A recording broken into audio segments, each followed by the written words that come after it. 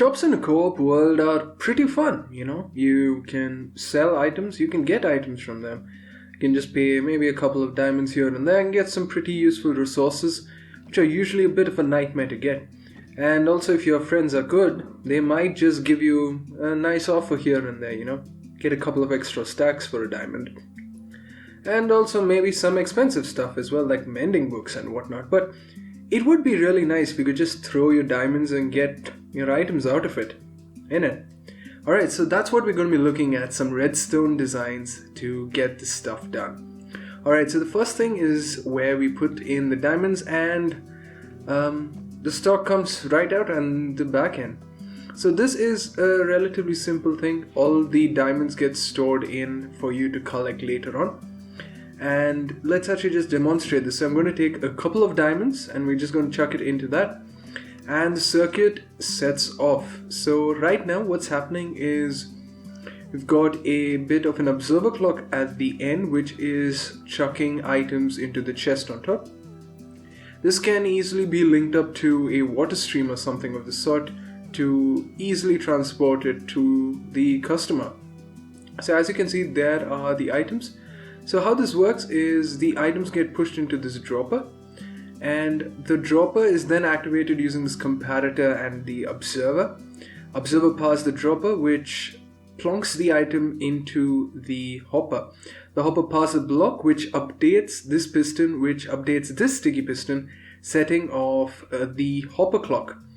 We've got a normal piston on the other end and 10 items in this. The number of items in the hopper determines how long it's going to go.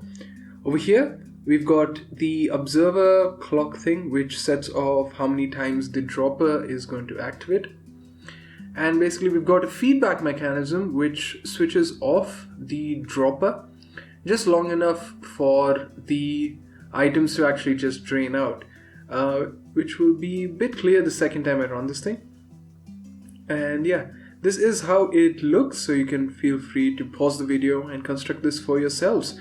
It's relatively easy. Alright, so just looking at what's happening here once again, chuck in 2 diamonds, you can see the comparator powers the observer over there, and this torch tower over here has disabled everything. But once again, once the items have drained out, the observer powers the dropper again, setting off the clock and setting off the observer clock as well.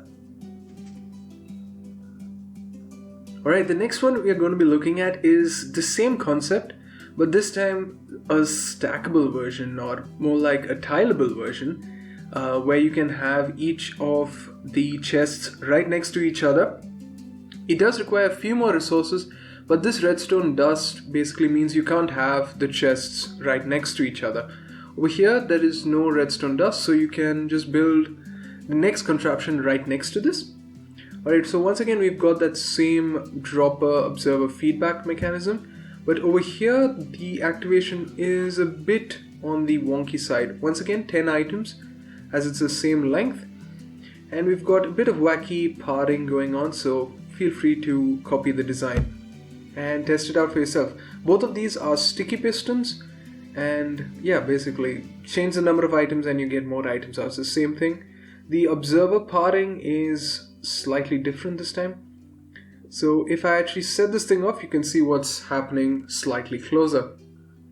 Alright, chuck in 2 diamonds, you can see it's dropped out, and you can see the redstone block has been pulled this time, and we've got a bit of an observer clock type thing that's happening over here, which basically resets it, and down there you can see the observer clock setting off on its own, as long as that there are items in that hopper.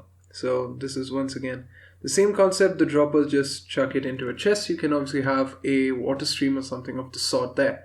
Obviously the number of items does change from the 2 designs. So yeah. Alright, the next one is basically the same design as the last one, but this one has got a bit of a fail-safe in case you're out of stock. So over here we've got the dropper, and we've got a comparator out of that, which basically locks up the system so that you don't take any extra diamonds.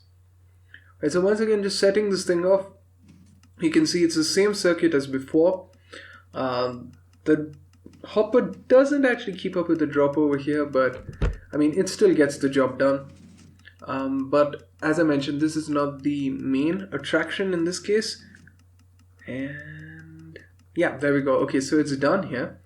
And as you can see, if I just take out all the concrete from this, meaning we are completely out of stock, you can see the dropper chain goes up and locks this hopper, meaning the diamonds will not be put in or will not be sucked up by the hopper.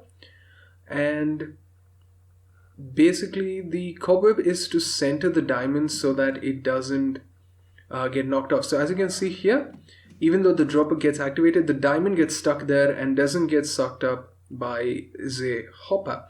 Also, the light turns off, meaning the customer will know they can just drop down and just collect their diamonds on the way out. The hopper, as I said, is to avoid the items getting sucked up by any adjacent hoppers, which you might have in case you decide to tile all of these together. And this is the design. Alright, the next one is for multiple wares. In case you are using 1.16 netherite ingots, which are really expensive, 1.17 copper, which is pretty difficult to get, or good old gold, which is really useful for piglin bartering and whatnot, you might want to have different prices and different sorting systems. So basically what we've got over here are standard item filters and a chest at the bottom. Now this chest can very easily just be the input to any one of the designs that we've used over here. And obviously because it's tileable, you can just have these right next to each other and just have them down below. Sure, it makes it big, but this is fully automatic. So you can just chuck in your items in there. They get sorted out automatically and they also just work independently, which is really useful. As you can see, they're all stuck over there. All you need to do is just change the number of items in the hopper right over here, where we've got the hopper clock / delay thing. And yeah, obviously you'd want more items for something like netherite and fewer things for something like gold, which is pretty common to get and to farm as well. Alright, the next one we're going to be looking at is when you're trying to sell expensive stuff, something like a mending book, which requires maybe 2 diamonds for a single piece. In this case, we are actually using 5 diamonds. So over here, we've got the output all the way at the end and the input in the beginning. Right, so over here, we've got a bit of a modified item filter. This is standard circuit, but inside, as you can see, we've got 1 item and then 37 on the last end. Once you put in 5 items, that will actually set off this circuit, because the signal strength's perfectly fine when it becomes 42, unlocks the hopper and causes a lot of chaos. But what happens at that time is that this piston honey thing extends and it updates the sticky piston on the other end, setting off the clock, which temporarily powers the dispenser once. And over here we've got a certain number of items which determines the price as well. So you do want to find the perfect match between this filter and this clock and the filter as well.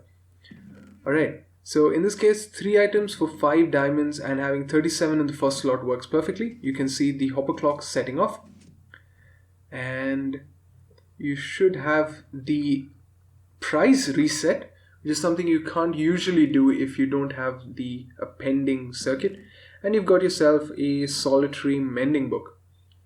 So once again, really simple build. Sure, it's not stackable in this case. Yeah. Now, in case you do put in 4 diamonds, the next person's going to have a field day because they just got to pay 1 diamond. So you're going to have to be careful with that. Right, the last one is discounted prices. So over here we've got the input, and if I say wanted to spend 3 diamonds and maybe a stack for each, and I just decided that I wanted to have an extra stack being given away for free. That's what we're doing here. We've got some diamonds over here which might be a money back offer or something like that.